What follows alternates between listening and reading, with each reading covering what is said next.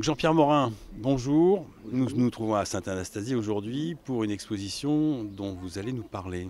C'est pour nous l'occasion à la fois d'entériner, disons, une volonté de la commune, en y associant des partenaires compétents et solides, et puis des gens qui ont de la conviction, qui croient en ce qu'ils font, et puis de donner du corps à un ouvrage que nous avons longuement restauré, qui est l'ancienne coopérative.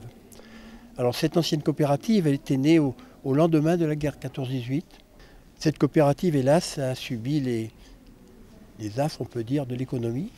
Et la commune a souhaité, il y a une quinzaine d'années, de l'acquérir pour en faire un lieu culturel et patrimonial.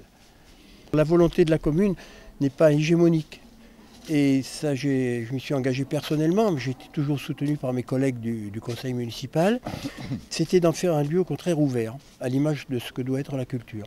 On a eu la chance d'avoir un artiste de talent reconnu, Michel Potier, qui est là, et qui, de façon bénévole, je dois dire, s'est impliqué en créant une association de promouvoir tout ce qui était l'art contemporain.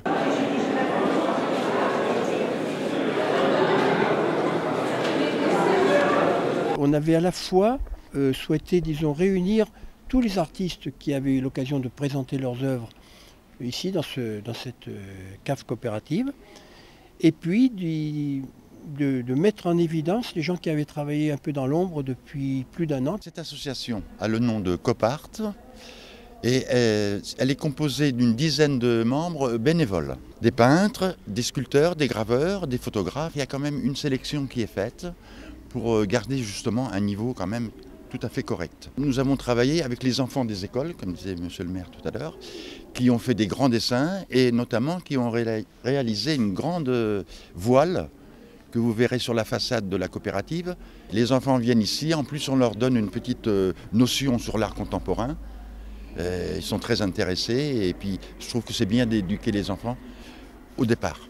Notre volonté qui a été reconnue par nos collègues des autres communes, c'est d'en faire un lieu spécifiquement, plus spécifiquement attaché à l'art contemporain et de l'ouvrir bien sûr avec à toutes les communes et demain je l'espère à la communauté d'Aglo puisque c'est fait partie de nos vœux également. La galerie principale fait 30-35 mètres plus une salle, donc ça fait, on n'est pas loin des 90 mètres de surface avec des cuves qu'on a fait aménager. Je précise quand même que la plupart de ce travail a été réalisé par le personnel communal.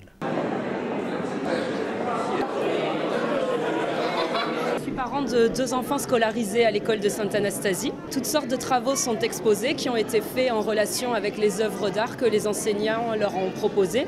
Et ils ont également rencontré les artistes depuis le mois de septembre pour pouvoir proposer dans cette salle toutes sortes de productions. Je suis très coloriste, c'est-à-dire je travaille très bien surtout la craie grasse, c'est-à-dire le pastel gras.